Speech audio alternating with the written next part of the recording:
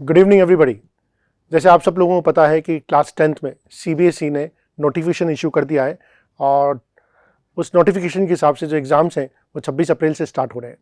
और इस बार टर्म 1 से पेपर पैटर्न टर्म 2 में बिल्कुल डिफरेंट होने वाला है। टर्म 1 में पेपर पैटर्न ऑब्जेक्टिव था, लेकिन इस बार पेपर पैटर्न सब्जेक्टिव होगा। ड्यूरेशन 2 घंटे की होगी और 13 से 15 क्वेश्चंस पेपर में आएंगे। सैम्पल पेपर ऑलरेडी सीबीएसई ने अपनी वेबसाइट पर डाल दिया है और रेजोनेंस ने उस सैम्पल पेपर के सॉल्यूशंस भी डाले हैं और साथ साथ में उसका पूरा एक एनालिसिस भी डाला है किस टॉपिक से कितना वेटेज है। तो अगर आपको वो एनालिसिस और वो सैम्पल पेपर के सॉल्यूशन देखने तो आप रेजोनेंस के यूट्यूब चैनल पर जा सकते हैं। आइए अब थोड़े से चैलेंजेस के बारे में बात करते हैं, क्योंकि हम देख रहे हैं कि कई सारी पिटिशंस भी लग रही है कोर्ट्स में, जहाँ पर पेरेंट्स और बच्चे डिमांड कर रहे हैं कि चूँकि पढ़ाई ऑनलाइन हुई तो एग्ज़ाम भी ऑनलाइन होने चाहिए या फिर कैंसिल होने चाहिए। तो हमें एक बहुत बड़ा चैलेंज तो यहाँ पर दिख ही रहा है कि बच्चों की पढ़ाई ऑनलाइन हुई है तो कहीं ना कहीं बच्चा ऑफलाइन एग्ज़ाम को लेके उसके मन में एक फियर है, वो राइटिंग जो एबिलिटीज़ है बच्चों की काफ़ी डिमिनिश होगी पिछले 2 साल में। तो ये एक बहुत बड़ा चैलेंज होगा, क्योंकि बच्चों की नोट्स मेकिंग की क्षमता और डिस्क्रिप्टिव आंसर देने की क्षमता पर एक बहुत प्रतिकूल असर पड़ा है।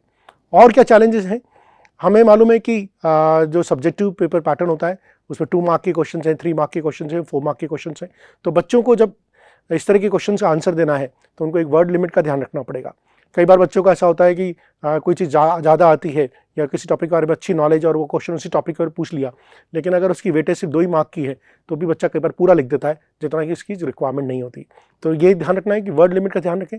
सेकेंड चीज़ है पॉइंट वाइज आंसर दें। पैराग्राफ में आंसर नहीं देने से अच्छा है कि पॉइंट वाइज आंसर दें, ताकि एग्जामिनर को समझने में दिक्कत नहीं आए। एक हमें टाइम मैनेजमेंट का बहुत ध्यान रखना पड़ेगा।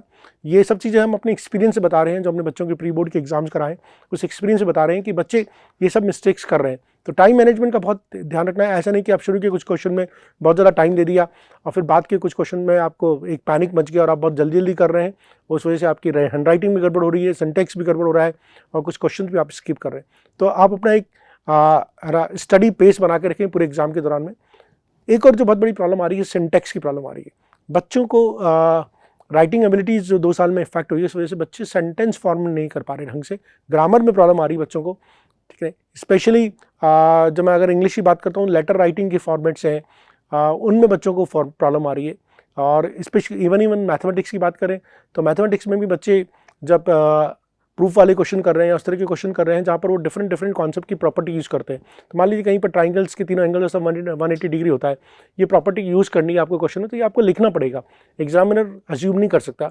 या आपको कोई ट्राइंगल्स को आप कॉन्ग्रुएंट कर रहे हैं तो किस प्रॉपर्टी से कॉन्ग्रुएंट कर रहे हैं ये लिखना पड़ेगा, या आप सिमिलर कर रहे हैं तो उसको लिखना पड़ेगा।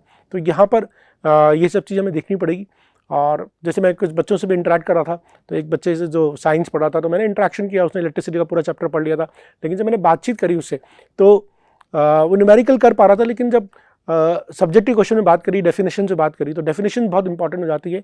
करंट क्या होता है, रेजिस्टेंस क्या होता है, ओम्स लॉ क्या होता है, ये बहुत बेसिक डेफिनेशन है, चाहे वो फिजिक्स में हो, चाहे वो केमिस्ट्री में हो सकती है, बायोलॉजी में हो सकती है, जो हमें याद करनी पड़ेगी और जिसकी हमें लिख के प्रैक्टिस भी करनी पड़ेगी। बिकॉज हम जब 2 साल से ऑनलाइन पढ़ रहे हैं तो बहुत सारी व्हाट्सअप वाली लैंग्वेज हमारी नॉर्मल स्टडीज़ में मिक्स नहीं हो जाए, तो इस बात का ध्यान रखना पड़ेगा। और इन सब चीज़ों को देखते हुए, एक चैलेंजेस को देखते हुए हम लोगों ने रेजोनेंस में एक प्रोग्राम डिज़ाइन किया है और ये एक प्रोग्राम है जो 35 डेज़ का प्रोग्राम है। ये स्टार्ट हो रहा है 28 फरवरी से। देखिए, इसका बहुत बड़ा फ़ायदा है कि यहाँ पर बच्चे को अपने सामने बिठा के प्रैक्टिस कराई जाएगी, बिकॉज बच्चे अभी अपने हाथ से होमवर्क कर नहीं रहे, अगर डिस्क्रिप्टिव की प्रैक्टिस नहीं कर रहे, और अगर डिस्क्रिप्टिव की प्रैक्टिस बच्चे नहीं कर रहे तो इसका बहुत ज़्यादा खमियाजा उनको जब टर्म 2 का एग्ज़ाम होगा वहाँ पर उठाना पड़ेगा। तो हमने एक कोर्स लॉन्च किया है, ये एक 35 डेज़ का कोर्स होगा और ये बहुत इंटेंसिव रिविज़न टाइप कोर्स होगा, जहाँ पर बच्चों को थोड़ी देर पढ़ाया जाएगा, उसके बाद उनको अपने सामने बैठ के, टीचर्स अपने सामने बैठ के डिस्क्रिप्टिव क्वेश्चंस की प्रैक्टिस कराएंगे और बच्चों के क्वेश्चन चेक होंगे और उसके बेसिस पे उनका फीडबैक दिया जाएगा। तो ये जो कोर्स है, ये कोर्स 2 स्लॉट्स में होगा, एक तो 10 to 1 और 3 to 6 में स्लॉट होगा। तो आप बच्चा जो चाहे जो कोर्स ज्वाइन कर सकता है। और topic wise subjective practice question के लिए स्पेशल बुकलेट तैयार की गई है, जो लेटेस्ट टर्म 2 का पैटर्न है उसके ऊपर एक topic wise subjective practice question booklet तैयार की गई है। और जैसे मैंने बताया कि डेली होमवर्क चेकिंग होगी। तो अगर बच्चे की 2 साल तक एक लेको प्रैक्टिस है तो मुझे लगता है कि बच्चा इस कोर्स को ज्वाइन करेगा तो उसको बहुत इमेंसली बेनिफिशियल होगा। बिकॉज ये टर्म 2 के एग्ज़ाम्स सब्जेक्टिव हो रहे हैं जैसे हमें बताइए, और इन सब्जेक्टिव में बच्चे की परफॉर्मेंस अगर अच्छी आती है तो उसका कॉन्फिडेंस बढ़ेगा, और ओवरऑल अगर 10th बोर्ड में परफॉर्मेंस अच्छी आती है तो कहीं ना कहीं उसके फ्यूचर करियर के लिए भी बहुत इंपॉर्टेंट स्टेपिंग स्टोन साबित हो सकता है. So that's all from my side, and if you have any questions about this course, you can always call at the number given in the leaflet. That's all. Thank you.